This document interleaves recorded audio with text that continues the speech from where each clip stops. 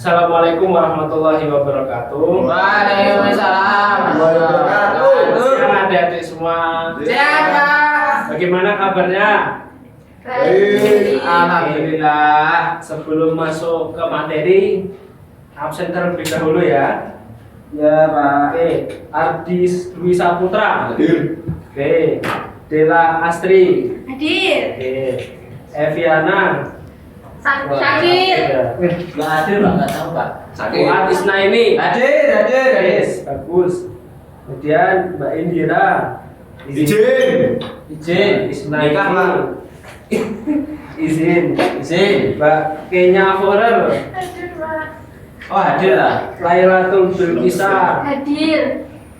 Dan yang terakhir Mbak Megiana. Hadir. Oke, semuanya hadir dan ada yang sakit. Oke, kita masuk ke materi di siang ini yaitu hukum Kepler.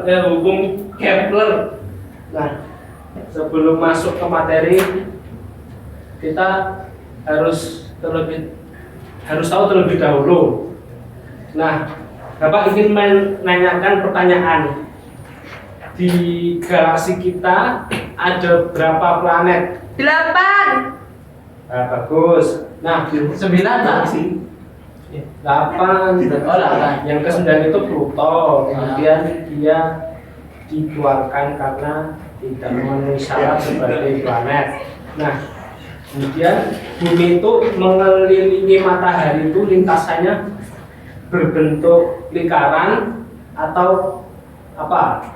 Alif, Pak, Alif. Nah, bagus. Telur. Alif. Nah, sini Kepler itu tahun 1609 dan 1619 menemukan 3 hukum gerak planet dengan menggunakan pendekatan empiris. Setelah melakukan penelitian dan banyak percobaan, Pak Kepler ini mengemukakan 3 hukum, yaitu hukum Kepler 1, hukum Kepler 2, dan hukum Kepler 3. Nah, kita masuk ke hukum Kepler yang pertama. Hukum Kepler yang pertama itu the law of orbit. Nah, hukum pertama itu the planets move in ellipses with the sun at the one focus. Yang artinya planet itu bergerak dengan lintasan elips dengan matahari sebagai pusatnya. Jadi semua planet itu, 8 planet itu mengelilingi matahari sebagai fokusnya, sebagai pusatnya, dan mereka mengelilingi dalam bentuk lintasan. Orbit setiap planet mengelilingi matahari berbentuk elips dengan matahari sebagai pusatnya. Kemudian ketika bumi mengelilingi matahari itu ada terjadi 2 fenomena. Yang fenomena yang pertama adalah fenomena yang ketika bumi berada titik paling dekat, yaitu namanya titik perihelion. Nah, kemudian pada saat bumi mengelilingi di lintasan paling jauh, yaitu disebut sebagai aphelion. Nah, bisa dilihat di sini ya, aphelion, kemudian titik perihelion. Karakteristik elips adalah jumlah jarak planet dari 2 titik fokus konstan. Kemudian orbit elips sebuah planet bertanggung jawab atas terjadinya musim. Nah, mungkin ketika fenomena yang terjadi di bumi itu seperti contohnya pasang surut sama pasang yang biasa, maaf ya lupa. Oke, lanjut masuk ke hukum kedua atau the law of equal areas.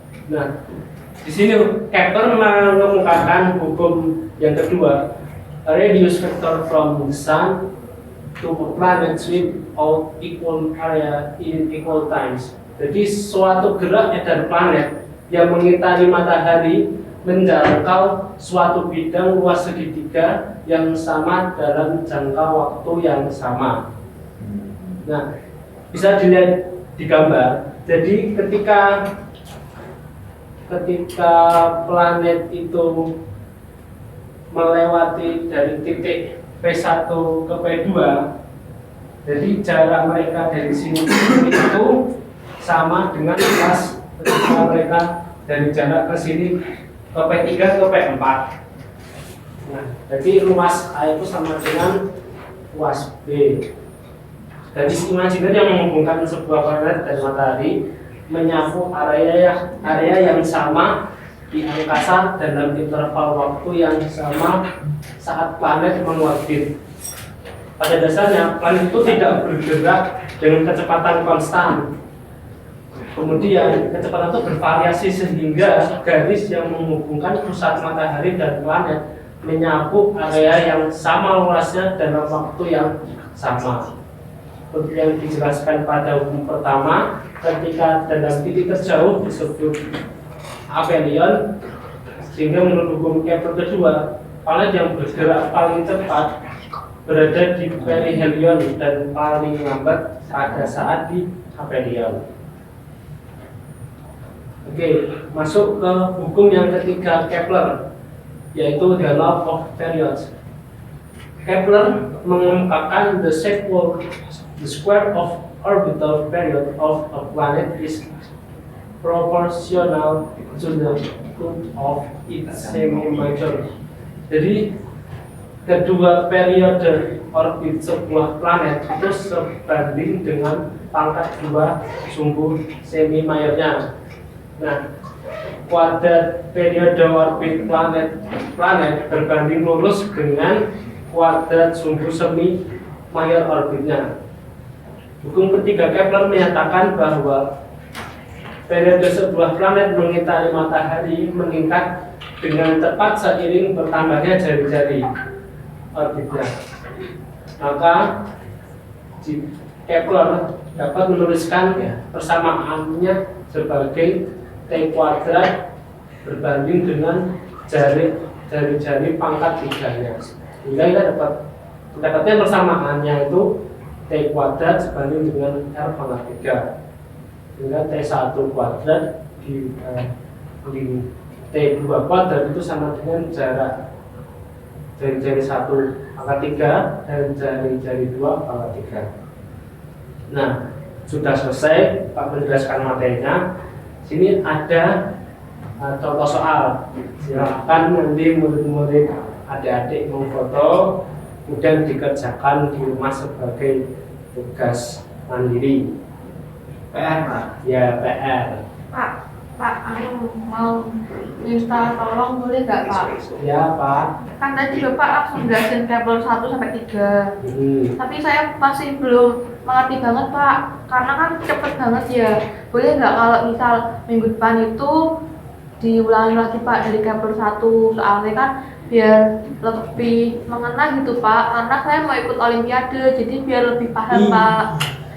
Bagus sekali Pak. Baik, pengen ikut olimpiade. Baik, nanti minggu depan Bapak akan lebih merincikan materi-materinya untuk Kepler 1, 2, dan 3 ya, dapat dibahas lebih rinci dan lebih mendetail ya. Dan ini contoh soal yang kedua, nanti dikerjakan terlebih dahulu. Ya, Pak. Pertemuan selanjutnya nanti kita akan bahas. Ya, Pak. Ya, mungkin itu yang bisa Bapak sampaikan.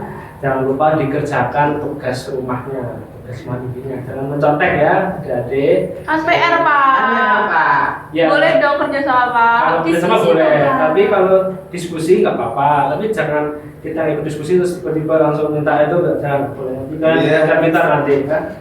Ya Pak. Siap, enggak? Ya, Wassalamualaikum warahmatullahi wabarakatuh. Waalaikumsalam warahmatullahi wabarakatuh. Terima kasih, Pak.